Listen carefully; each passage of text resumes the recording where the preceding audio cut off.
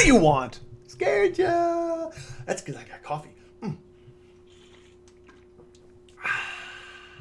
Did you tinkle just a little bit?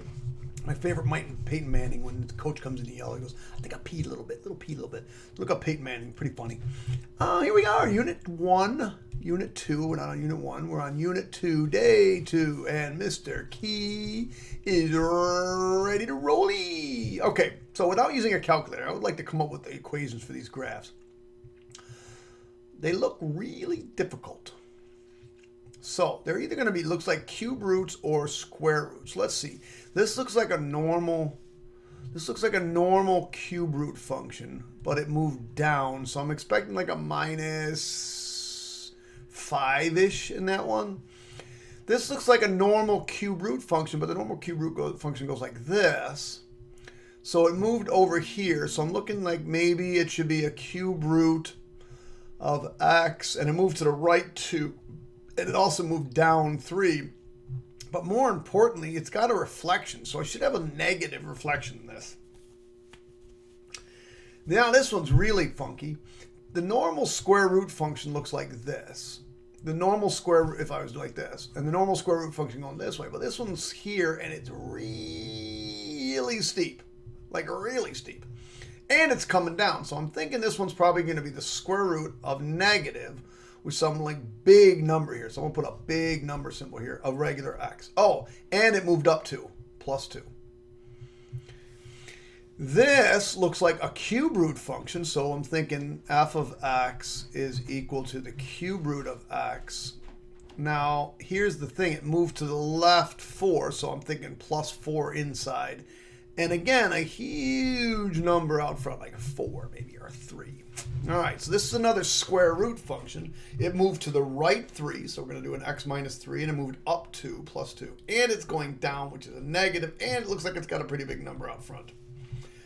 Ooh, this one's just probably just the y equals the square root of x. That should be pretty easy. And this one is another radical function, but it moved to the right 3 and down 1. So square root of right 3, down 1. But it's really shallow. So this should have like maybe a half or a third in front of it. So let's see what we got. I want to find a square root function that moved to the right 3, up 2, and reflected down. Right 3, up 2, and reflected down. There it is. Is that A? I don't have my sheets with me. Is it A? Oh. I should have probably labeled these. A, B, C, D, E, F, J. All right. So now I want a square root function. It's got a half, so it's not going to be steep at all. Move to the right 3, down 1, and it's got a like a half. There we go. That's B. Now I want a cube root function that moved to the left 4, up, down 1, left 4, down 1.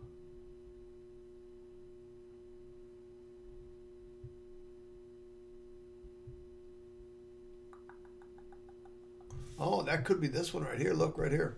This could be the point right here, down 1. And it's steep. So I'm guessing that one's going to be C. I'll come back to it. Now I want a negative cube root function that moved to the right 2, down 3. There it is. And it's reflected. So that's why we get the negative in front. So that's, what am I on, D? That's D. E. Regular old square root function, but reflected. That's, oh, I didn't even see this. It says a negative in front. So this is E. No shifts. Regular square root function, but it moved up 2, and it's really steep. And coming down. That's got to be this one right here, F. Moved up 2, really steep. So negative, big number.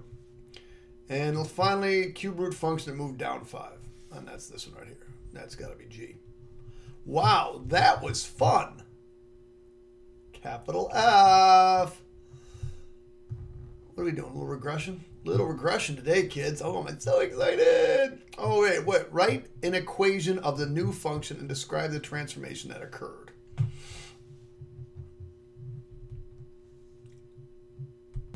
Wow, this shouldn't be very bad, but it looks awful. Looks awful. Looks... Don't know what's going on here. So let's take a look. Gotta find my pen. Okay. So this is n of x. And we're going to say m of x is equal to n of negative x. Well, let's see what n of negative x is. N of negative x is 2 times the cube root of negative x. Because it would normally be an x, but because this is negative x, I got to plug in a negative x. So negative x. Well, that's what that is. That's what this is. So this gets replaced by this. So 2 cube roots of negative x plus 3. Now, I know you know what this is. This is just a dilation 2, but that was already in the n function. But it looks like we're going to move up 3. And do you remember what this does? You don't? You do? You don't? Let's check it out. So let me delete all this. The normal function was 2 cube roots of x. So this is normally what it was. Just a steep cube root function. Now, let's see. The new one was 2 cube roots of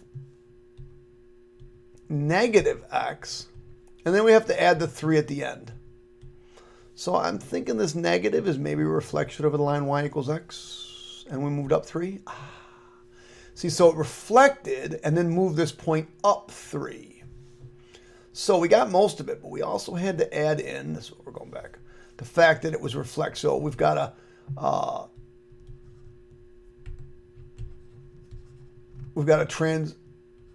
translation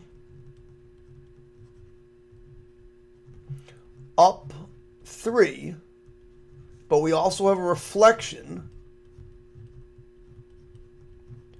in the y-axis.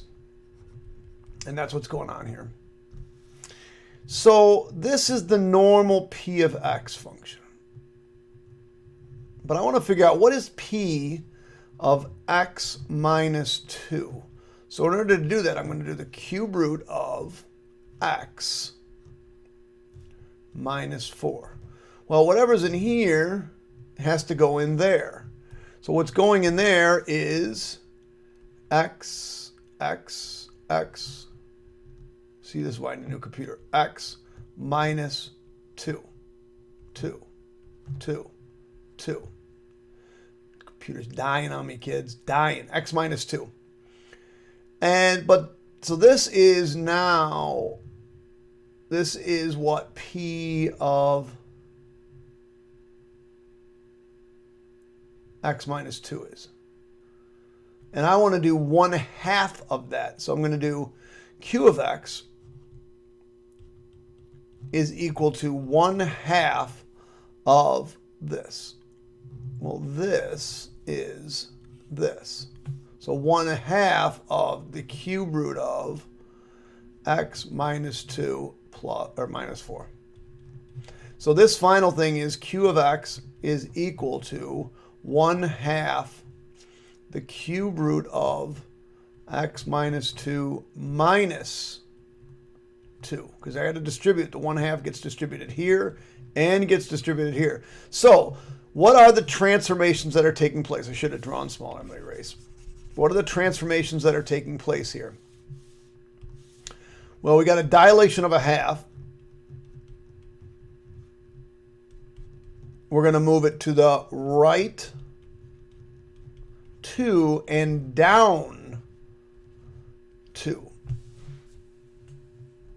Excuse me. We're going to go up 2. We were originally at minus 4, but now we're at minus 2. So that actually moved it up 2. Wow, that was a tough question. Unbelievable. We are crazy. So the first thing I'm going to do is figure out what our I'm going to figure out what this is. R of x plus 3, because that looks complicated. So R of x plus 3, which is equal to negative 2 square roots of x minus 3 plus 2. Now, in those parentheses, I'm going to put in this, x plus 3. So this whole thing becomes negative 2 square roots of x plus 2, because these just canceled. So this is really what this is. So now I'm going to say t of x is equal to negative 1/2 times negative 2 square roots of x plus 2. Because that's what this is. Replace that. Minus 2. So this is equal to square root of x minus 1 minus 2. So my final answer is t of x is equal to square root of x minus 3. Holy mackerel. So what happened? What did this thing do?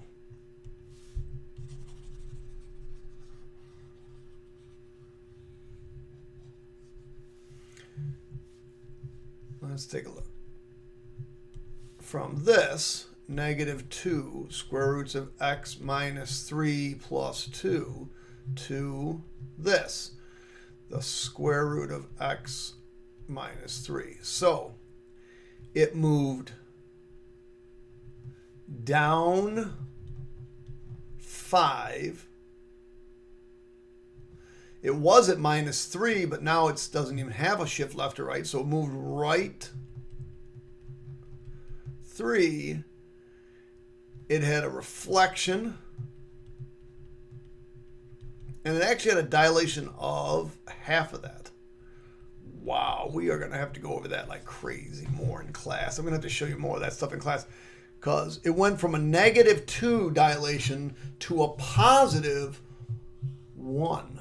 So where it was steep, it now became unsteep. So it became not quite as steep as it did before. That's a tough problem right there.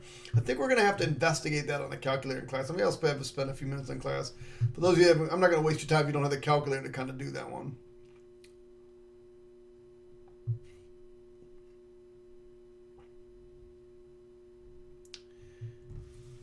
G of x.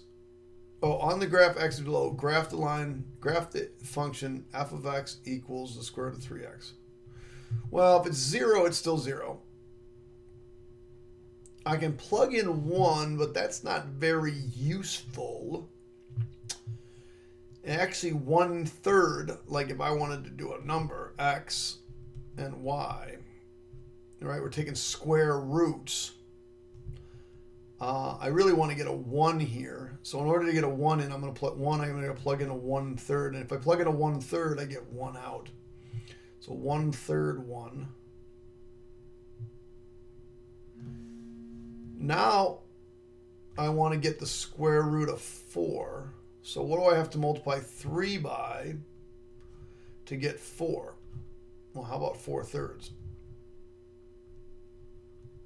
That will give me 4. So 4/3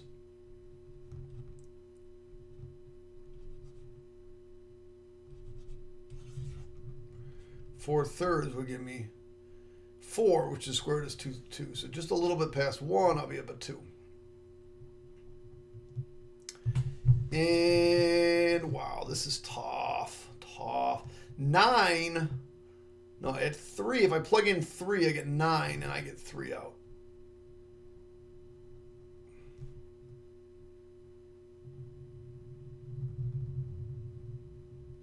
So it's going to look like that. So, kind of a tricky one. So,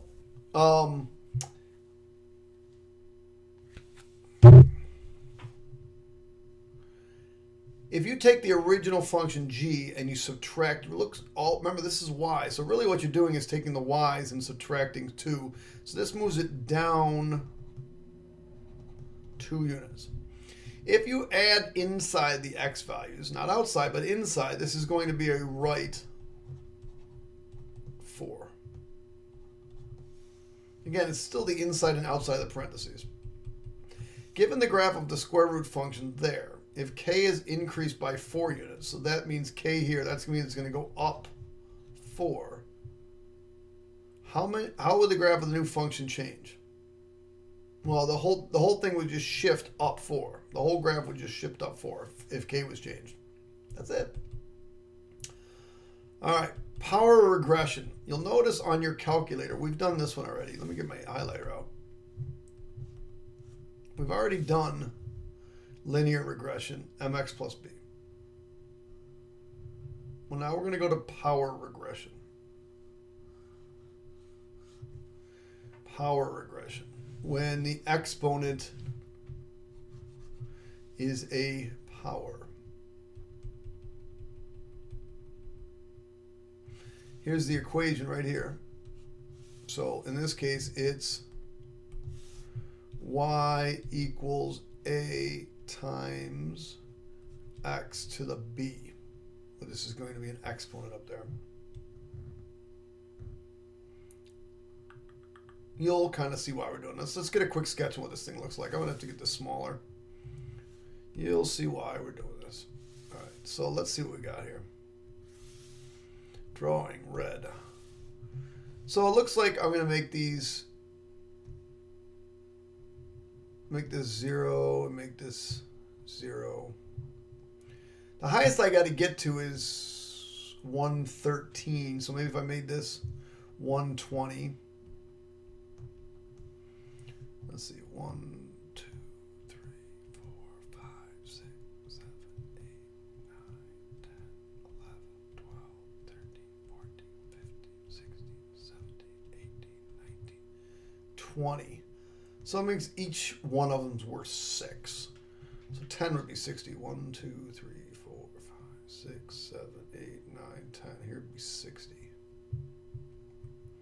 And then 5 of these would be 30. 1, 2, 3, 4, 5, 30.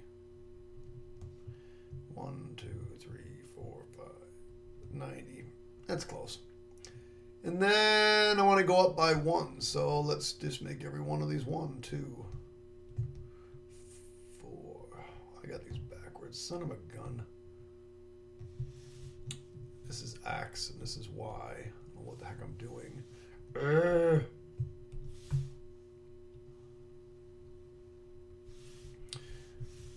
Let's try again, kiddies. 2, 4, 6, 8, 10, 12, 14, enough. So that's 12 actually. 4, 5 would be 30. 60. 1, 2, 3, 4, 5, 90. 1, 2, 3, 4, 5, 120. So let's pot these things. We got 2, 47, 2, and 48. Let's see. 36, 42, 48, right about there. And 3 and close to 60, but not quite. And 4 and 69. 66. 69 would be right out there. And 5 and 80. Let's see. 72, 78, 80.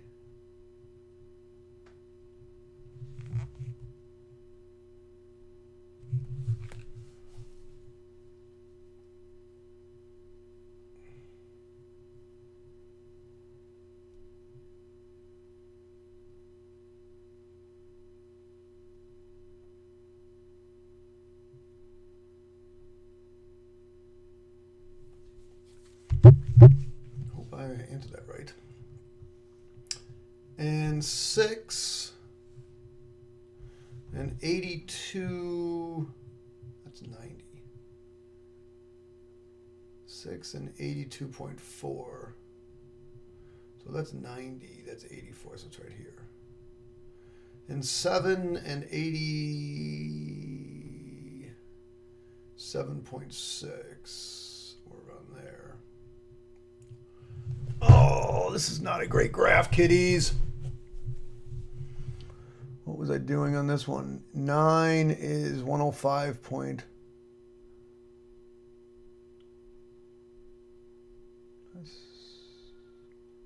96.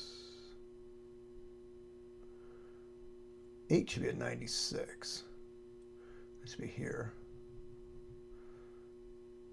9 is at 105. 10 is at, I'm at 9, 105. This is very difficult to do. I'm just going to go right to the power model. It's too difficult for me without blowing it up and getting my face all close to it. Write a power regression model that will model this coefficient. So all we're going to do is type this stuff into our calculator. All right, so let's get this thing rolling. I got to get into spreadsheet mode. Make sure I'm recording. Yep, go into spreadsheet mode. This is too much. So view, zoom. 100%. Sorry about that. In this one, we're going to put age, and in this case, we'll put length. And we're going to do a power regression model. So this is just 2, 3, 4, 5, 6, 7, 8, 9, 10, 11, 12. That was the easy one. Next one's a little bit harder. 47.6, 47.6. 58.7, 69, 79.8, 82.4, 87.6, 95.6.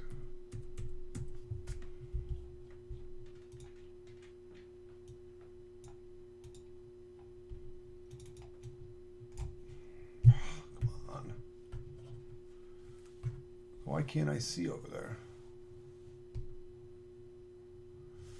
All right, kiddies, that's not gonna.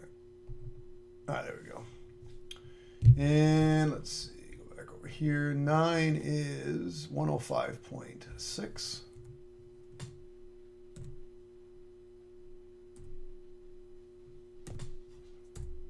And 113.7. And 112.5. Oops. And 109.3. All right, I think we got them in there, right? Looks good. So now we're going to go into. Ooh, now I gotta zoom again. Now it's on tiny mode. Oops, now it's on humongous mode. 250. Okay, that's fine. It's probably my head's in the way. So we're going to menu. I'll get off the side a little bit. Menu. Stats, stat calculations, and we're going to do in this case power regression. Again, you got to tell it what your first value is. A is my X list, and Y is my Y list, or L is my Y list. And you hit A. So here's my power regression formula.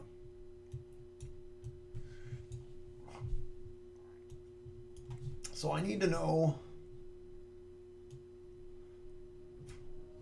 Yeah, let's put this like this. Let's just do this.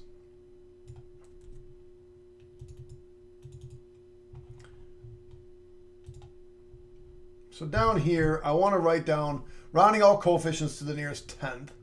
So I want to figure out what my equation is y equals a times x to the b. A times x to the b.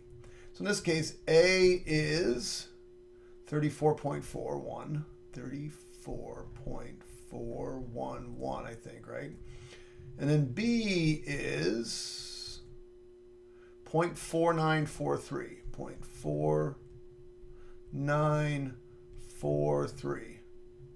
So if I want to write this power regression model, I'm going to say y is equal to 34.1 times 0.5 raised to the, that was dumb, x goes there, times x raised to the 0.5 rounded to the tens place. So the next one request, predict your model the length of a 14-year-old Indigo Pacific. Well, I really shouldn't be talking about 14 because 14 goes beyond this, and that's what's called extrapolation. When you extrapolation. When you extrapolate, you extend your thinking beyond. I can guess. This isn't going to be accurate, but I could guess. I could say, okay, 34.1, 14 to the 0.5. And I'll put that in my calculator and get some result. So, I'm not really seeing my whole calculator. So, 34.1 parenthesis 14 raised to the 0.5. Good enough. 127.59.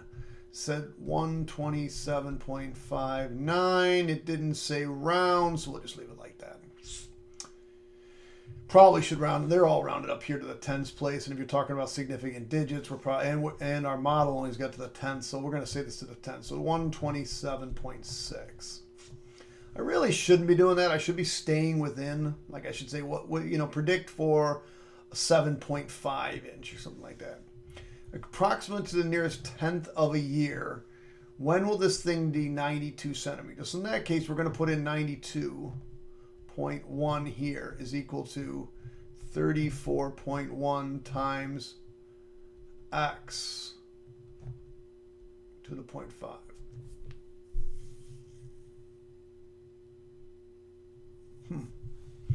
In order to solve this, I'm going to divide by 34.1. Divide this one by 34.1, and I get 92.1 divided by 34.1.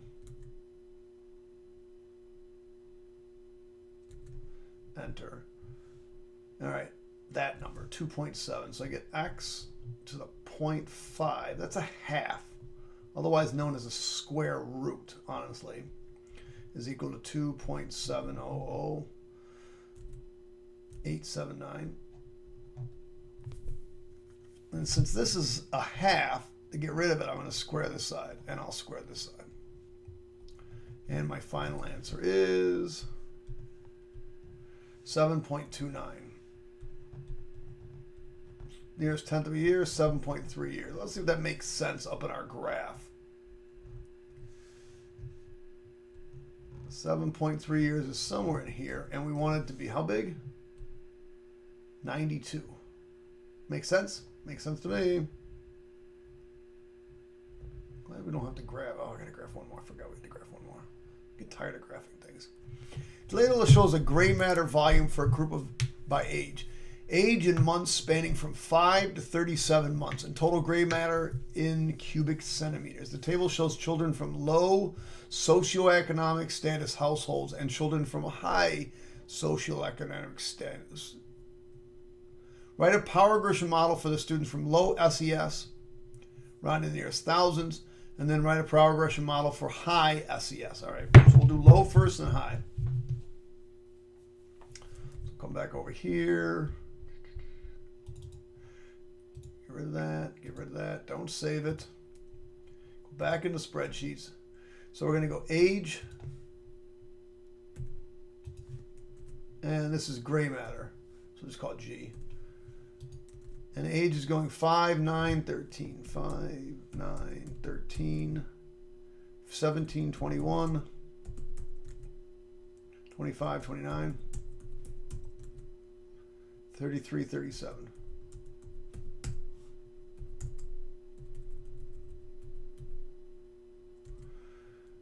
50,000. 1, 2, 3, 4. 50. Oh, that's 500,000. 540,000. 579. 612.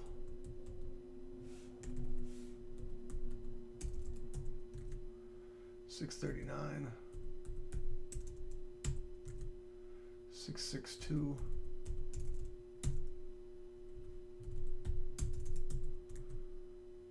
677. 688. 70,000. 700,000. All right, we're going to do a power regression model on this. So, as before, we go into menu, stats, stat calculations, and we're doing power regression. Our X list is the age, and our Y list is the gray matter. Click OK. And there's our values. I forgot what it tells us to round to. It said round everything to the nearest 100,000ths. So 371,916. Nearest what? Well, let's just write them down. So A is 3,719,71916. I know we're not going to have to round past that. And B equals 0.1763. 0.1763. So my equation is Y equals A, which I have to round to the 100,000s. Ones, tens, hundreds, thousands.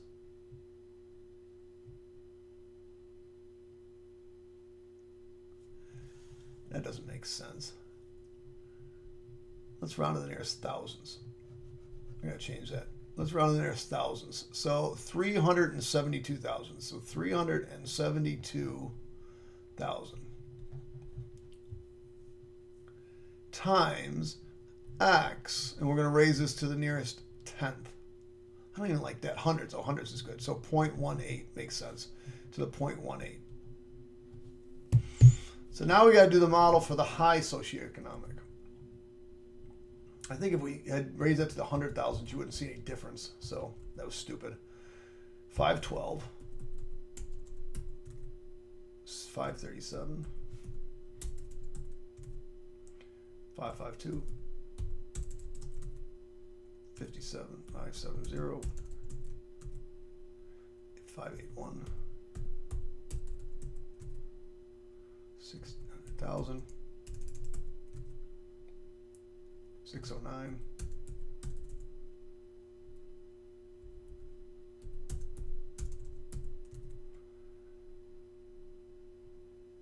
612.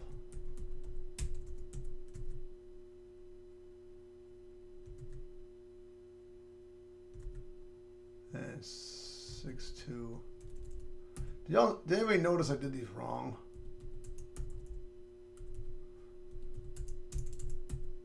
So this is low socioeconomic status, not high. So I did these backwards. This one belongs here. So this is, and then this one, they're going to switch. So this is high. This is actually high. And this is low.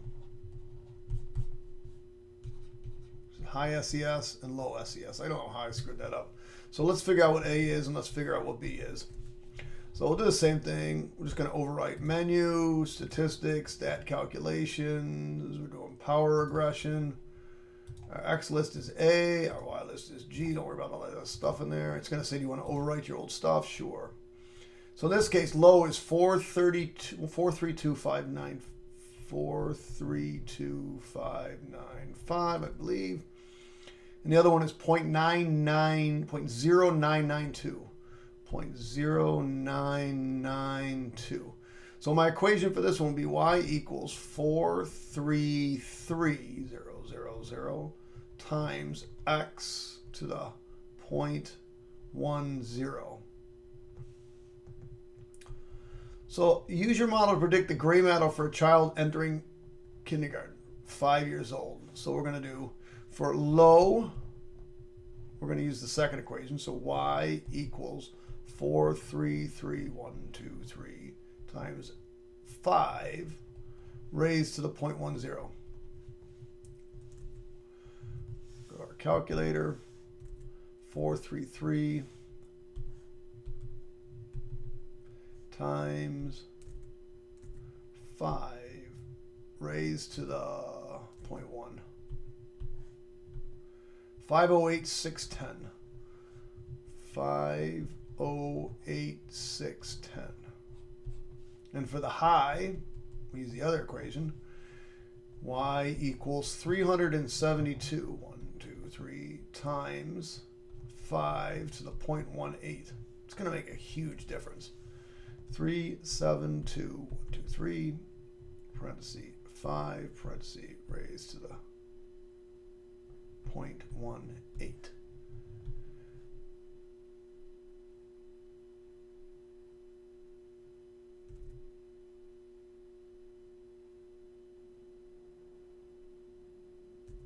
Did I screw this up?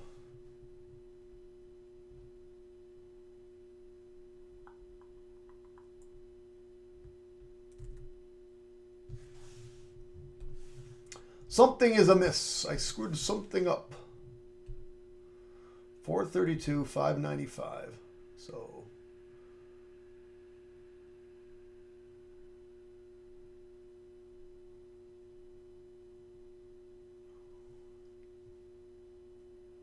that looks good. All right, we're good. And this one was, forgot I gotta go back to calculator. 497,001. What does the data indicate about students in low and high economic status? It's interesting. I would have expected something different.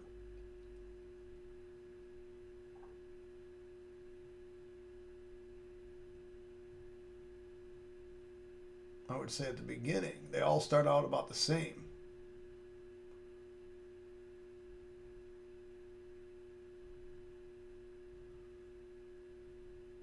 But as time goes on, I mean, it's hard to tell on this one. So I would say, you know, as you look at the chart, the growth for the high is more. They start out relatively they're similar. They're both around 500,000. But as you grow on, this is considerably higher, 80,000 more than this one. So the high economic status is growing faster. You know, what would I predict, you know, for a kid that graduated at 18, you know? What difference would their gray matter be? Well, we're quite a bit, this is quite different. These are close, you know. At 5 years old, they're pretty close. They're only within 8,000 or 10,000 of each other here. But as you grow on, it grows faster and faster. So that's what I would expect. All right, let's minimize. I'm not sure why that's up.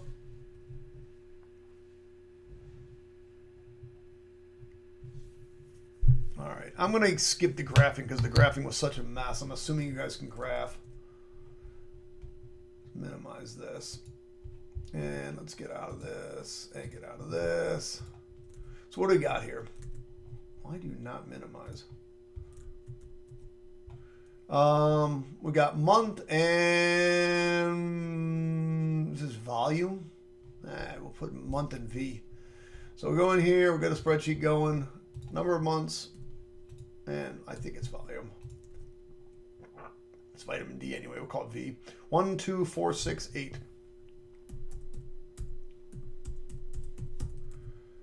And 10. And 47, 51, 47, 50, 51, 51, 55. If you're wondering why I'm a little scatterbrained, one of my students just emailed me and asked me about a job that I got to make sure about. So at 6, we should be at 53. And at 8, we should be at 52. And at 9, we should be at 50. Why? Hit the wrong stuff. So we're going to power regression this. We go into menu, statistics, stat calculations. I hit the wrong button, so that's exponential. So we're going to menu, Menu, statistics, stat calculations, power regression. And we're at M and V. So I got to write down my A and B again.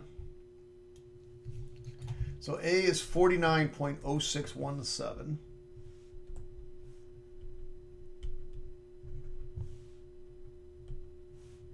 A is 49.0617. 0617. So 49.0617. 0.0320. 0.0320. I think I'm getting old. I can't remember numbers anymore. Coefficients to the nearest 1,000. So I better go a few more here. 7.6 and 3.3. So if I want to round to the thousands, my equations are going to be y equals a times b to the x. So 49.062 times, I'll put in parentheses, 0.032. No, son of a gun. That's the exponent. I keep doing that. So you know what would help?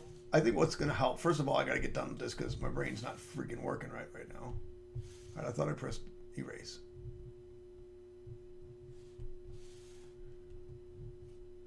This goes X.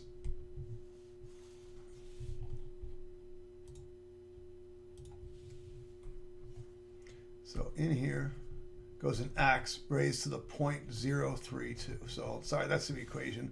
I don't know what's going on. I'm having a hard time today. I told you I need a new computer. This thing's driving me crazy. All right.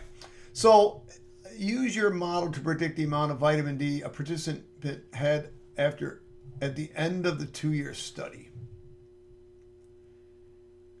So this is 10 months. So we're going to use this, but I'm going to tell you right now, we're going to use this model to predict this, but you really can't use these models to extrapolate.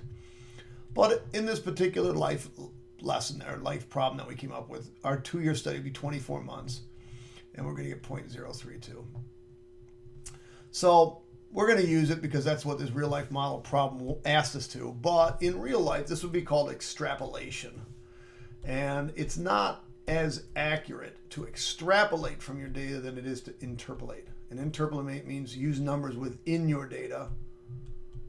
But this is the problem. Every year someone asks you to create a model that represents all this stuff and then use that model to predict. Well, predictions aren't always that accurate when you extrapolate. 0.032. 24 months. 54.3.